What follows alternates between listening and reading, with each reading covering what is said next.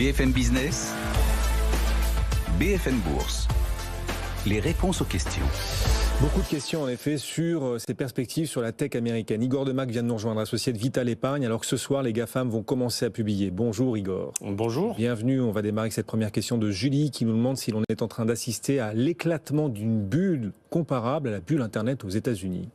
Alors, l'éclatement d'une bulle, peut-être pas. Le dégonflement d'une baudruche qui s'était créée depuis ces 10 dernières années sur des modèles économiques qui sont très puissants, potentiellement, parce que on l'a vu et on en parlera peut-être, Netflix, il ne s'agit pas d'avoir une valorisation très élevée, de plaire, il faut aussi publier des bons résultats.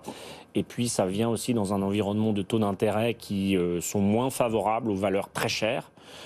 La performance de toutes ces valeurs étant telle, l'accumulation de plus-value dans les portefeuilles, la masse et le volume d'argent un petit peu piégé ou investi sur cette thématique fait que dès qu'il y a un petit souci, beaucoup de gens se précipitent pour vendre et prendre ces plus-values. Et on a vu donc cette chute d'un certain nombre de valeurs technologiques. Alors certaines sociétés réalisent peu de bénéfices et se sont déjà cassées la figure de plus de 50%. D'autres, les GAFAM, réalisent d'énormes bénéfices et ont moins reculé. Amazon, qui est la GAFAM qui a le plus reculé depuis ses plus hauts, a perdu 30%. Apple, 15%. Gaspard nous écrit aussi et il nous demande si du coup les valeurs technologiques américaines restent à vos yeux investissables, Igor. Alors tant que les niveaux de volatilité sont tels, on aurait tendance à dire attendez que ça se calme un peu, même si la volatilité est l'ami du gérant, l'ami de l'acheteur et du vendeur. Mais c'est vrai que c'est ces phases-là qui sont très intéressantes pour les intervenants. Comme le vent est l'ami du marin. Voilà, tout à fait. Encore faut-il savoir de quel côté il va tourner et quelle est sa force. Là, c'est un moment qui est un petit peu critique. Je dirais qu'il n'y a pas de précipitation à avoir pour acheter ces valeurs. Il faut que la séquence de taux d'intérêt et de publication des résultats se fasse peut-être pas sur le premier, mais aussi sur le deuxième trimestre, sachant que ces modèles économiques sont là pour durer. Il n'y a pas, selon moi, tout à fait urgence à revenir dessus. On doit y voir un peu plus clair. Puis il y a beaucoup d'autres valeurs qui sont très intéressantes maintenant. Avant, il n'y avait qu'elles qui tenaient le firmament de la performance boursière. Maintenant, il y en a d'autres.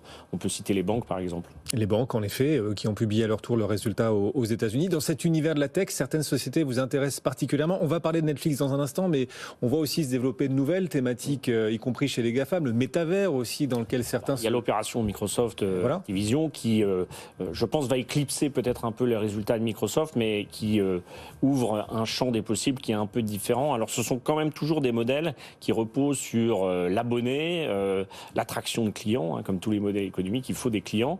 C'est sûrement plus facile à attirer avec des jeux qu'avec des séries. On voit que sur Netflix, il faut produire, avoir des beaux programmes pour continuer la croissance des abonnés. Surtout que c'est toujours plus difficile de croître quand on a 220 millions d'abonnés que quand on en a 5. C'est le problème de la Chine aussi. C'est plus difficile de croître quand son économie a déjà beaucoup progressé.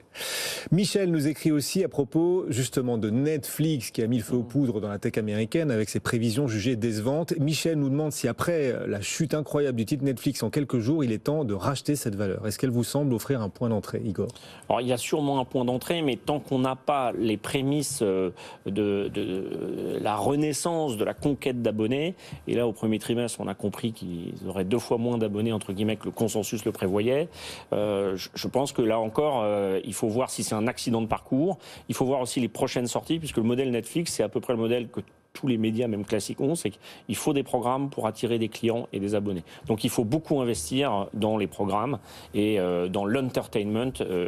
Donc c'est un peu tôt, à mon avis, puisqu'ils ont enclenché un bon nombre d'investissements très importants et il faut voir le retour de ces investissements sur le nombre d'abonnés. Et on espère tous qu'on va finir par sortir de cette crise Covid. Ça ferait peut-être pas les affaires d'un groupe comme Netflix, par exemple. Autant Apple, Microsoft, à la limite se fichent du Covid, leur business n'en dépend pas. Autant Netflix, une partie de leur business dépend de notre l'obligation qu'on a au travail ou pas. Mais comme le télétravail s'est installé et que on peut-être télétravailler en regardant des séries, moi je plaisante, mais je pense que quand même une façon de vivre et de travailler nouvelle s'est installée. Le concept de série n'est pas près de s'arrêter et de consommation à la demande avec ces épisodes et cette façon très marketing de vendre. Et vous voyez qu'il y a des films qui sortent sur Netflix.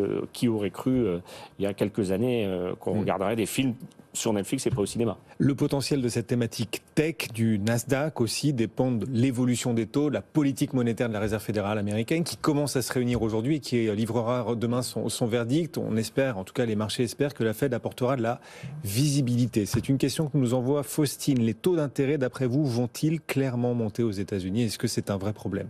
Alors c'est un vrai problème. La bulle tech qui est un petit peu dégonflée, en tout cas les corrections sur les valeurs technologiques, a commencé avec la hausse des taux d'intérêt. Là, on n'est plus tellement dans une hausse de taux d'intérêt depuis quelques jours. Ils ont plutôt baissé. Donc, vous voyez, c'est les résultats qui prennent le relais. Si on devait avoir un marqueur ou un objectif, un phare, c'est les niveaux de taux d'intérêt pré-Covid, qui étaient sur l'année 2019 autour de 2,1 en moyenne et 2018 2,8. Alors, je pense que l'économie américaine et mondiale pourrait tout à fait supporter encore une hausse des taux. Les valeurs technologiques, beaucoup moins, parce qu'elles y sont très sensibles. Oui, beaucoup moins, même si elles ont déjà baissé. Moins 15% le Nasdaq depuis ses plus hauts. Vous dites moins 15, c'est beaucoup, mais c'est pas encore assez.